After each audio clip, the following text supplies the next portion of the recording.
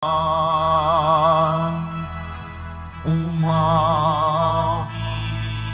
ang daigdigan, lahat ng naroon. Umawit ang sangkatauhan, purihin ang Panginoon.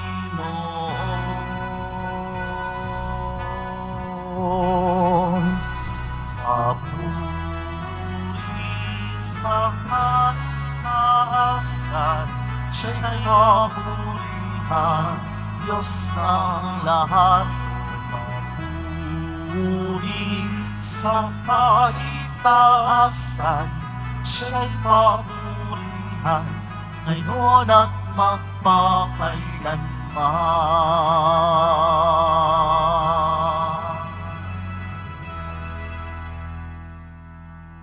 Simulan po natin ang pagdiriwang sa ngalan ng Ama at ng Anak at ng Espiritu Santo. Amen. Ang pagpapala ng ating Panginoong Hesukristo, ang pag-ibig ng Diyos Ama, at ang pagkikipagkaisa ng Espiritu Santo, naway sumainyong lahat. At sumaiyo rin. Mga kapatid, aminin po natin ang ating mga kasalanan upang tayo ay maging marapat gumanap sa banal na pagdiriwang. Inaamin ko sa makapangyarihang Diyos at sa inyo mga kapatid na lubha akong nagkasala sa isip, sa salita at sa gawa at sa aking pagkukulang. Kaya isinasamo ko sa mahal na Birheng Maria, sa lahat ng mga anghel at mga banal, at sa inyo mga kapatid, na ako'y ipanalangin sa Panginoong ating Diyos. Kaawaan tayo ng makapangyarihang Diyos, patawarin tayo sa ating mga kasalanan, at patnubayan tayo sa buhay na walang hanggan. Amen. Panginoon, kaawaan mo kami. Panginoon, kaawaan mo kami. Kristo, kaawaan mo kami. Kristo, kaawaan mo kami. Panginoon, kaawaan mo kami. Panginoon, kaawaan mo kami. Manalangin tayo. Ama naming makapangyarihan, sa iyo nagmumula ang tanang kabutihan. Pagbigyan mo ang aming mga kahilingan na iyong patnubay, ang iyong mga kinalulugdan ay aming mapag-isipan, at sa iyong pag-akay, ang mga ito ay aming magampanan sa pamamagitan ni Hesukristo, kasama ng Espiritu Santo, magpa sa walang hanggan. Amen. Magsiupo muna po ang lahat. Pagbasa mula sa unang aklat ng mga hari. Noong mga araw na iyon, nagsalita kay Ahab si Elias na taga-Tesbi. Isinusumpa ko sa ngalan ng Panginoon, ang Diyos ng Israel, na pinaglilingkuran ko. Hindi uulan, ni hindi man lamang magkakahamog sa mga darating na taon hanggang hindi ko sinasabi.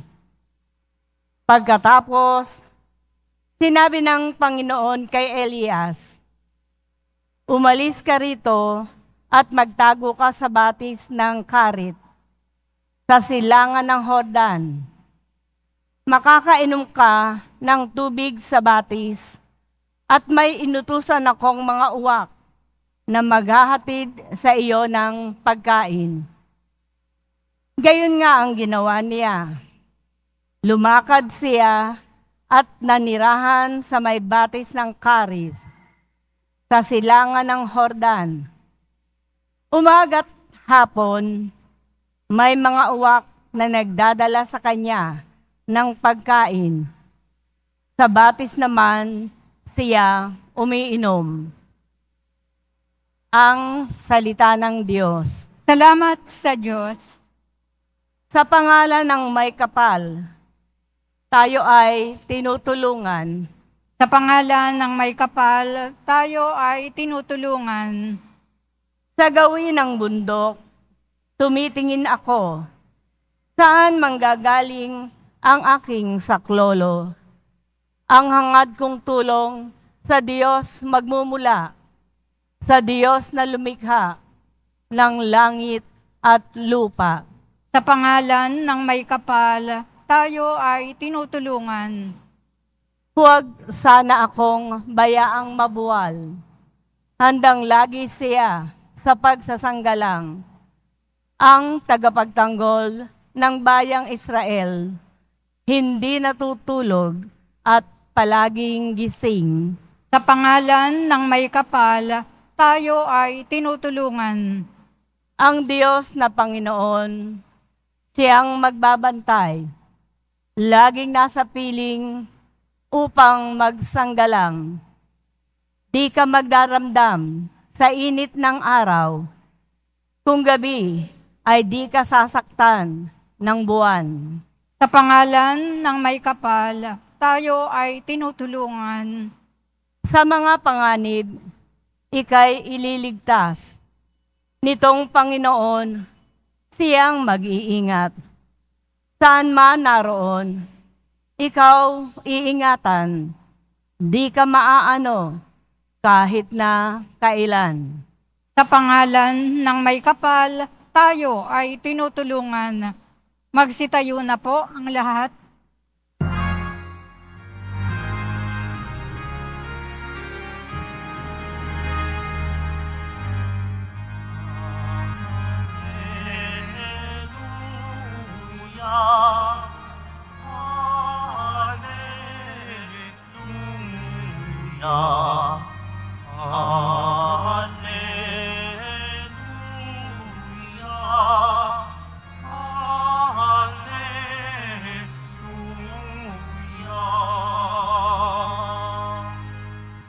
Magdiwang kayo't magsaya, sa langit ay liligaya, gagantimpalaan tuwina. Hallelujah, Hallelujah.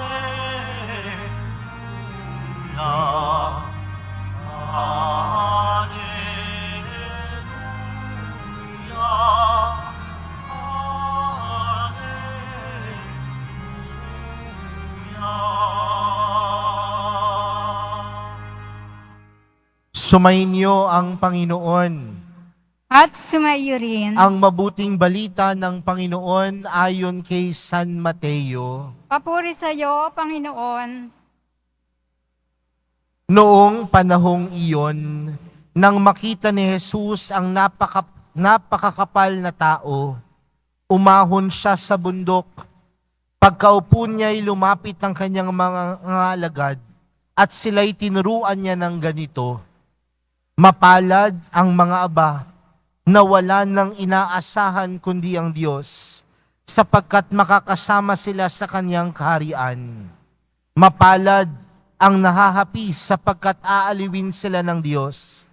Mapalad ang mga mapagpakumbaba sapagkat tatamuhin nila ang ipinangako ng Diyos. Mapalad ang mga nagmimithing makatutupad sa kalooban ng Diyos sapagkat ipagkakaloob sa kanila ang kanilang minimithi. Mapalad ang mga mahabagin sapagkat kahabagan sila ng Diyos. Mapalad ang mga may malinis na puso sapagkat makikita nila ang Diyos. Mapalad ang mga gumagawa ng daan sa ikapagkakasundo sapagkat sila'y ituturing ng Diyos na mga anak niya.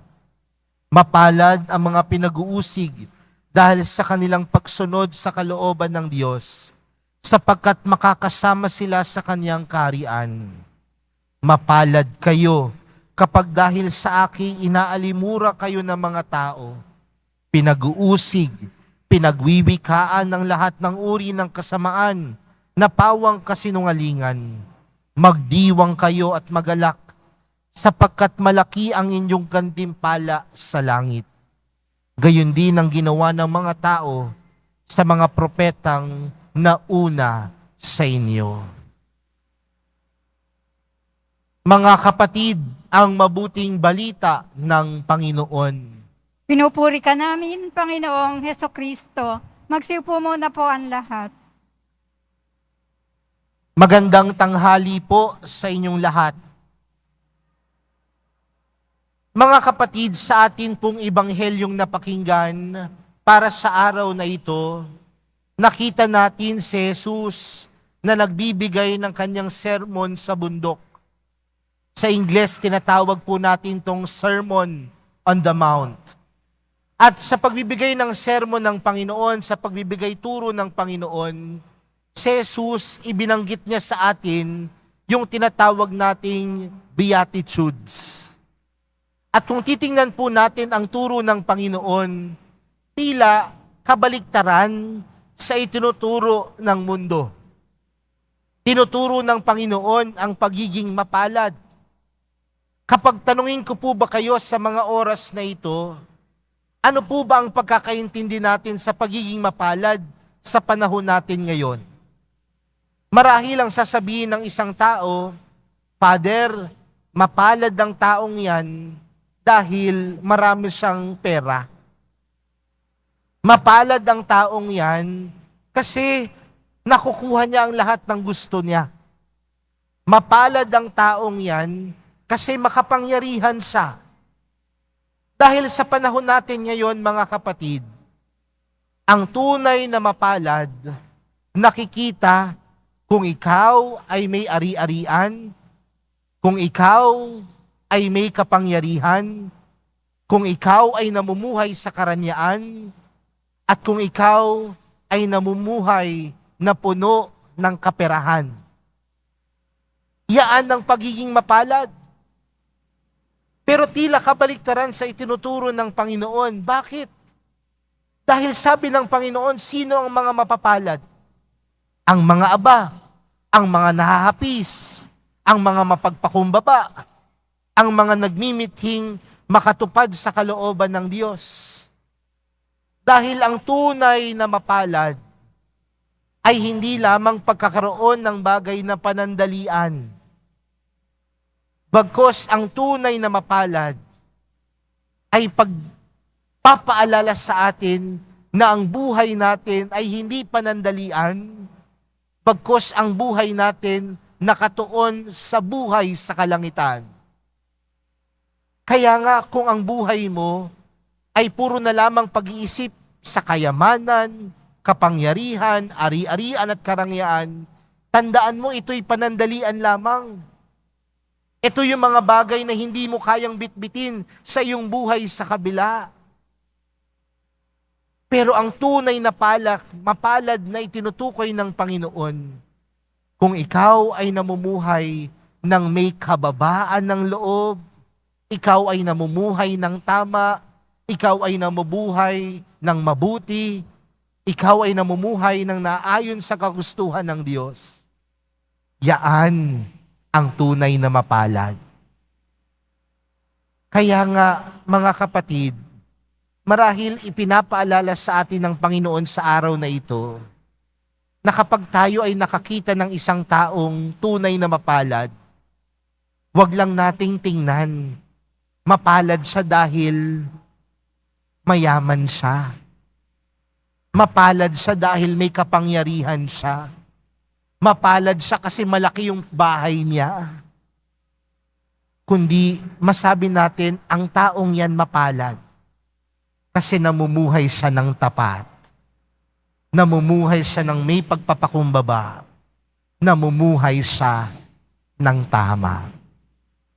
Dahil ang pagiging tunay na mapalad, hindi namumuhay sa kung ano ang ipinagkakaloob ng mundo, kundi ang tunay na mapalad, namumuhay ayon sa kagustuhan ng Diyos. Mga kapatid, tingnan mo ang inyong sarili. Magandang tingnan yung ating sarili. Mapalad ba ako? Mapalad ba ang aking buhay?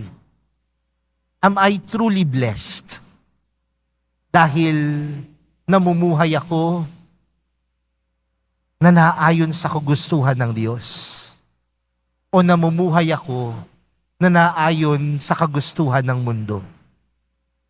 Walang masama na magkaroon ng ari-arian. Walang masama na maging makapangyarihan. Walang masama na magkaroon ng pera.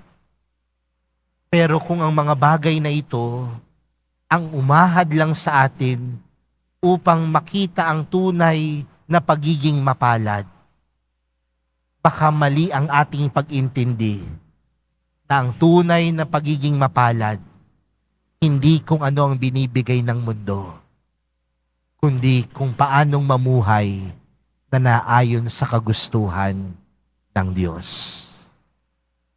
Sino po sa atin dito ang gustong maging mapalad? Marahil lahat naman po tayo. At paano natin maaabot ang pagiging tunay na mapalad? Huwag lamang tingnan kung ano ang kayang ibigay ng mundo. Lumapit sa mahal na pong Jesus Nazareno. Mamuhay na ng ayon sa kagustuhan niya, ng may kakumbabaan, ng may pagmamahal, at ng may kabutihan. At masasabi natin na tayong lahat ay tunay na mapalad. Amen. Magsitayo po ang lahat.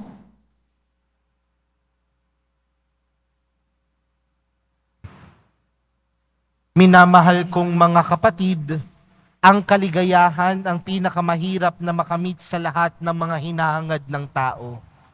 Manalangin tayo ngayon sa Diyos Ama para sa malalim na kapayapaang nagmumula sa ating buong pusong pagsandig sa Kanya. Ang ating panalangin, Ama ng biyaya, maging gantimpala ka namin. Ama ng biyaya, maging gantimpala ka namin. Simbahan, naway magkaroon ng tapang at lakas na ipahayag ang mabuting balita na siyang sagisag ng kasalungatan sa daigdig. Manalangin tayo. Ama ng biyaya, maging gantimpala ka namin. Yaong mga nahaharap sa mga pag-uusig dahil sa kanilang pagsaksi sa Ebanghelyo, naway makaranas ng kaginhawahan dulot ng presensya ni Kristo sa gitna ng kanilang paghihirap. Manalangin tayo. Ama ng biyaya, maging gantimpala ka namin. Atin nawang isa puso ang turong mapalad upang maging banal at masaya tayo sa pagtatatag ng kaharian ng Diyos dito sa lupa. Manalangin tayo. Ama ng biyaya, maging gantimpala ka namin. Ang mga may sakit at ang mga tumatangis sa pagpanaw ng kanilang mga mahal sa buhay, naway palakasin at hilumin sa kanilang kalungkutan at sakit. Manalangin tayo. Ama ng biyaya, maging gantimpala ka namin. Ang mga yumao, naway magkamit ng kaligayahan at kapayapaan ng makalangit na kaharian. Manalangin tayo. Ama ng biyaya, maging gantimpala ka namin. Walang hanggang Ama na babatid namin na may malalim na malasakit ka sa aming kasiyahan. Palakasin mo nawa kami at panatilihin mo kaming malapit sa iyo. Ikaw na pinagmumulan ng aming kapayapaan at kaligayahan. Hinihiling namin ito sa pamagitan ni Kristong aming Panginoon. Amen. Magsiupo muna po ang lahat.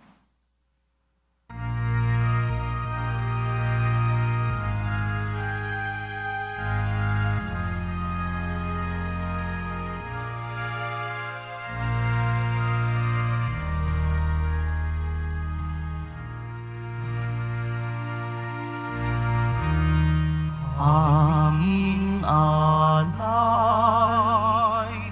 sa'yo, Panginoon.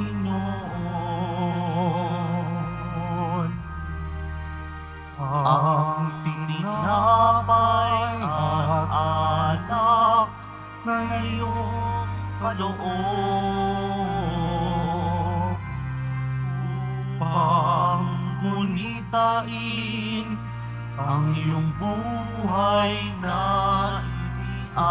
alay ng tayo'y magdiwang bilang isang sambayanan.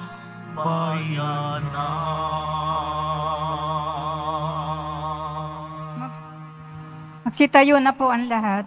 Manalangin po kayo mga kapatid upang ang paghahain natin ay kalugdan ng Diyos amang makapangyarihan.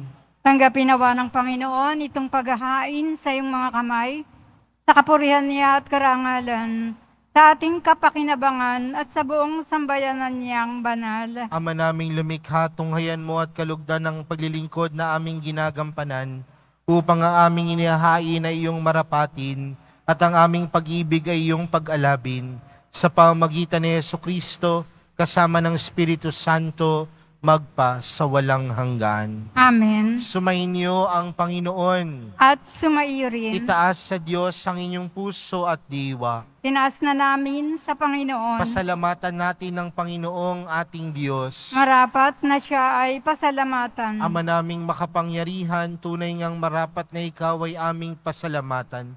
Pinagbibigyan mong ito'y aming maihayag, kahit na ito'y walang anumang maidaragdag, sa kadakilaang sa iyo ay likas. Sa pagpupuri naming ang nakikinabang, ay kami ring iyong pinakikiharapan sa pamagitan ng iyong anak na minamahal. Kaya kaisa ng mga anghel na nagsisiawit ng papuri sa iyo, nang walang humpay sa kalangitan, kami nagbubunyi sa iyong kadakilaan. Santo, Santo, Santo, Panginoong Diyos ng mga hukbo, napupuno ang langit at lupa ng kadakilaan mo. Hosana sa kaitaasan, pinagpala ang naparirito sa ngalan ng Panginoon. Hosana sa kaitaasan, magsiluhod po ang lahat. Ama naming banal, ikaw ang bukal ng tanang kabanalan, kaya't sa pamagitan ng iyong Espiritu, gawin mong banal ang kaloob na ito upang para sa amin maging katawan at dugo ng aming Panginoong Hesukristo. Bago niya pinagtiis ang kusang loob na maging handog, hinawakan niya ang tinapay, pinasalamatan kaniya, pinaghati-hati niya iyon, iniabot sa kanyang mga alagad at sinabi, tanggapin ninyong lahat ito at kanin. Ito ang aking katawan na ihahandog para sa inyo.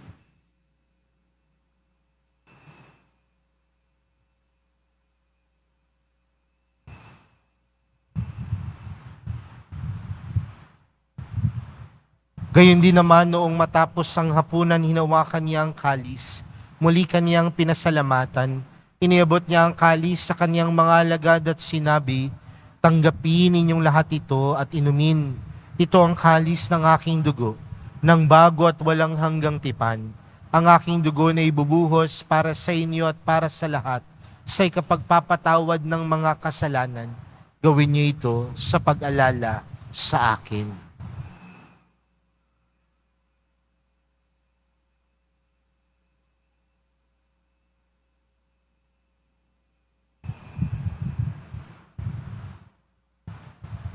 Magsitayo na po ang lahat. Ipagbunyi natin ang misteryo ng pananampalataya. Si Kristo'y namatay, si Kristo'y nabuhay, si Kristo'y babalik sa wakas ng panahon. Ama, ginagawa namin ngayon ang pag-alala sa pagkamatay at muling pagkabuhay ng iyong anak. Kaya't inaalay namin sa iyong tinapay na nagbibigay buhay at ang kalis na nagkakaloob ng kaligtasan. Kami nagpapasalamat dahil kami iyong minarapat na tumayo sa harap mo para maglingkod sa iyo. Isinasamo namin kaming magsasalo-salo sa katawan at dugo ni Kristo ay mabuklod sa pagkakaisa sa pamamagitan ng Espiritu Santo. Ama, lingapin mo ang iyong simbahang laganap sa buong daigdig. Puspusin mo kami sa pag-ibig, kaysa ni Francisco na aming Papa at ni Jose na aming Obispo at ng Tanang Kaparian. Alalahanin mo rin ang mga kapatid naming nahimlay nang may pag-asang sila'y muling mabubuhay, gayon din ang lahat ng mga pumanaw. Kaawaan mo sila at patuloyin sa iyong kaliwanagan. Kaawaan mo at pagindapating kaming lahat na makasalo sa iyong buhay na walang wakas. Kaysa ng mahal na Birheng Maria na ina ng Diyos, ng kabiyak ng puso niyang si San Jose, kaysa ng mga apostol at ng lahat ng mga banal na namuhay dito sa daigdig ng kalugod-lugod sa iyo. May pagdiwang nawa namin ng pagpupuri sa ikararangal mo sa pamagitan ng iyong anak na aming Panginoong Hesukristo. Sa pamagitan ni Kristo, kasama niya at sa Kanya, ang lahat ng parangal at papuri ay sa iyo, Diyos amang makapangyarihan, kasama ng Espiritu Santo, magpa sa walang hanggan. Amen. Lumapit po tayo sa Ama natin sa langit sa panalangin itinuro sa atin ni Jesus. Ama namin, sumasalangit ka, sambahin ang ngalan mo, mapasa amin ang kaharian mo, sundin ang loob mo dito sa lupa para nang sa langit.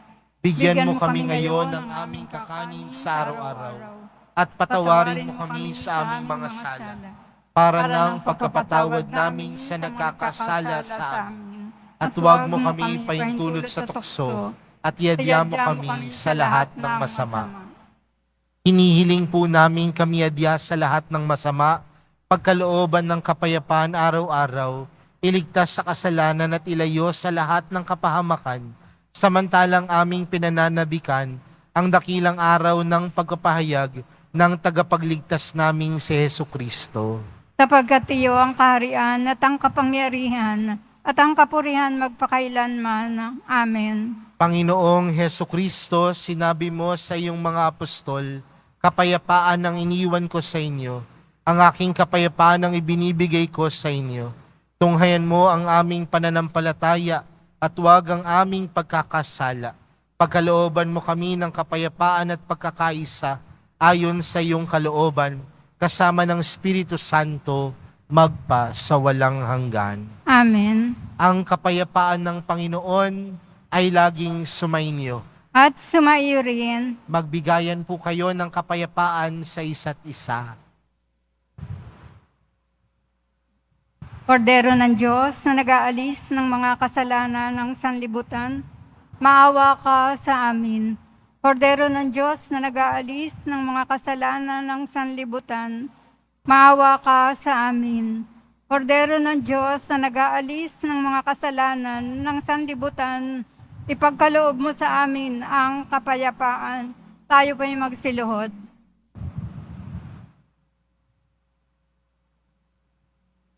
Narito si Jesus, ang Kordero ng Diyos. Siya ang nag-aalis ng kasalanan ng sanlibutan. Mapalad ang mga inaanyayahan sa kanyang piging. Panginoon, hindi ako karapat-dapat na magpatuloy sa iyo. Ngunit sa isang salita mo lamang ay gagaling na ako.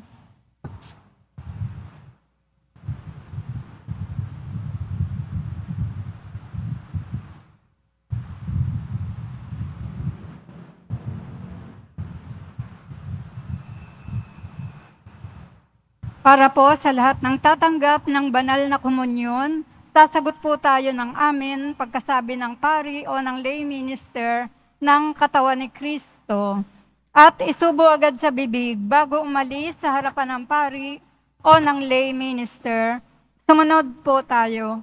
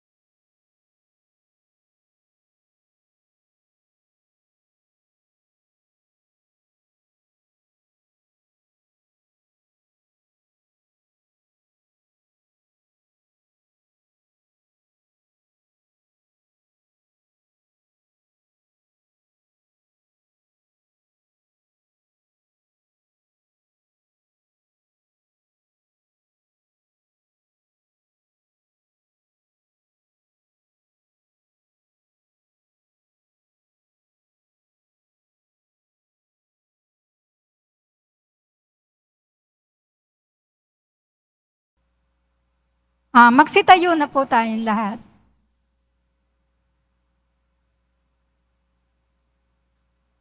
Manalangin tayo. Ama naming mapagmahal, ang pagganap sa iyong pagibigay kagalingan ay pumawi nawa sa aming mga nagawang pagsuway, ay magdulot nawa ng iyong mga kinalulugdan sa pamagitan ni Jesucristo kasama ng Espiritu Santo magpa sa walang hanggan. Amen. Sumainyo ang Panginoon. At sumaiyo rin. Mahal na pong Jesus Nazareno, inihayag mo sa pamagitan ng krus ang walang maliw na pag-ibig ng Diyos sa sangkatauhan. Pakinggan mo ang kahilingan ng iyong angkan na nagsusumamo sa iyo. Makamtanawa nila ang iyong katugunan at tanggapin ang kasagutan na may utang na loob na tinatanaw. Basbasan din po ninyo ang mga dala-dala nilang mga imahin at dasalan. Sa pamagitan ng bendisyon na ito, naway maalala nilang mga pangako nila noon sa binyag na ikaw ang kanilang iibigin at paglilingkuran bilang Panginoon magpa sa walang hanggan. Amen. At pagpalain po kayong lahat ng makapangyarihang Diyos, Ama, Anak, at ng Espiritu Santo. Amen. Humayo kayong taglayang kapayapaan ng Poong Jesus Nazareno. Salamat sa Diyos.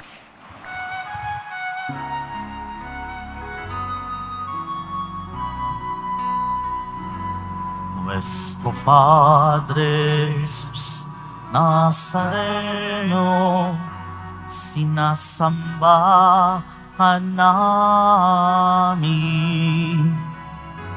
Pinipintuho ka namin. Aral mo ang aming buhay at kaligtasan. Nuestro Padre Jesus Nazareno, iligtas mo kami sa kasalanan. Ang krus mong kinamatayan ay sagisag ng aming kaligtasan. Nuestro Padre Jesus Nazareno, dinarangal ka namin. Nuestro Padre Jesus Nazareno, nilulwalhati ka namin.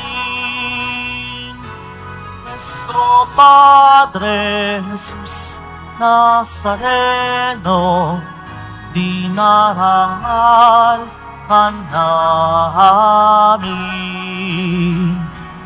Nuestro Padre Jesus Nazareno, nilulwalhati ka namin.